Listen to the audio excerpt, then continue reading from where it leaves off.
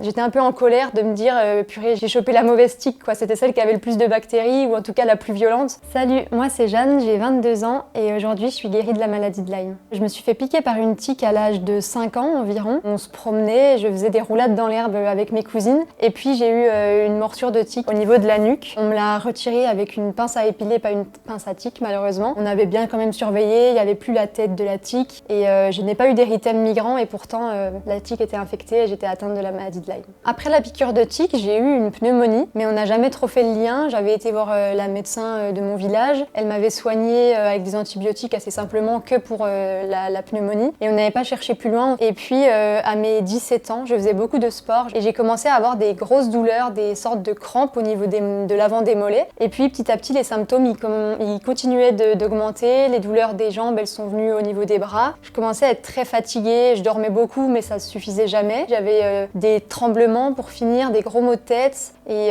on a commencé à chercher ce qui se passait. Donc on m'a orientée vers d'autres médecins, donc des rhumatologues. J'ai été hospitalisée, c'était pas facile parce que j'étais au lycée. Mes prises de sang étaient toujours parfaites parce qu'on cherchait jamais la maladie de Lyme. Et donc je suis sortie plusieurs fois de l'hôpital sans avoir de médicaments, sans avoir de réponse. Et on me disait qu'en médecine ça correspondait à rien et que là c'était même plus d'ordre psychologique mais psychiatrique. Après on m'a donné des antidépresseurs, des anxiolytiques. Au départ j'étais très contente de les prendre, je me suis dit peu importe d'où ça vient, je veux plus avoir mal, je veux reprendre mon sport, je voulais aller faire le gala de la fin d'année. Ensuite, j'ai compris que ça venait pas de la tête. Je me dis, mais je me sens pas déprimée au point de me paralyser petit à petit. Et donc, on a été chercher, on a fait plein de rendez-vous un peu partout. Et puis, un jour, on nous a parlé de la maladie de Lyme. On m'a dit que ça y ressemblait beaucoup. Et j'ai trouvé une médecin généraliste qui avait cette maladie et qui la traitait. Donc, j'ai fait les analyses en France. Elles étaient positives, mais selon les médecins, pas suffisamment positives pour confirmer que j'avais la maladie de Lyme. Donc je me suis rendue en Suisse, on a fait des prises de sang dans des laboratoires en Suisse et là elles sont revenues nettement plus positives avec d'autres bactéries aussi à côté. Et donc j'ai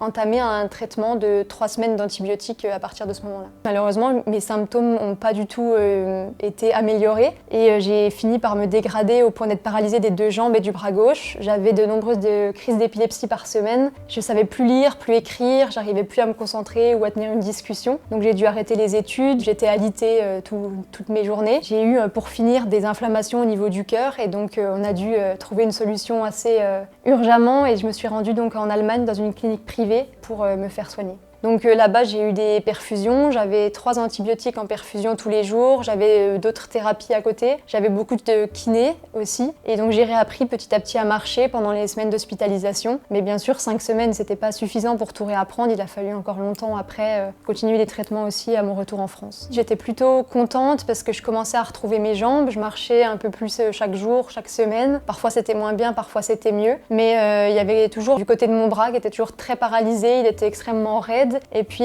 quand j'ai fait mes derniers rendez-vous en Allemagne, ils m'ont annoncé que voilà, il serait paralysé pour toute ma vie, que j'allais devoir vivre avec. Et un jour, je me suis dit mais ça va quand même être assez dur de vivre avec qu'un bras parce que je savais pas dans mes études ce que je pouvais faire ou ne pas faire avec qu'un bras. Et donc on a été voir un autre professeur en neurologie qui lui m'a refait des perfusions d'un autre antibiotique. Et donc là, j'ai fait aussi parallèlement 6 mois en centre de rééducation. Aujourd'hui, j'ai tout retrouvé grâce aux dernières cures de perfusion que j'ai fait pour mon bras. J'ai voilà peut-être un petit manque de force forcément comme j'ai été paralysée assez longtemps, mais j'ai quasiment même plus du tout de symptômes. Lors de mes derniers examens que j'ai fait, que ce soit à la clinique ou en France, on a pu me parler de guérison parce qu'on a bien vu dans toutes mes analyses de sang que j'avais plus aucune bactérie, que mon système immunitaire ne se battait plus contre la Borrelia, qui est la bactérie responsable de la maladie de Lyme. Et donc j'ai jamais douté du fait que j'irais mieux un jour. Je me suis toujours dit que ça allait aller mieux. Je savais pas comment, parce que personne m'aidait en tout cas dans la médecine. Mais il faut pas lâcher, il faut pas douter de ses symptômes, surtout quand on ressent qu'il y a des douleurs. On a beau nous dire que c'est dans notre tête, si on sait, si on a mal, c'est qu'on a vraiment mal. Et je pense qu'il faut savoir s'écouter, aller de l'avant et puis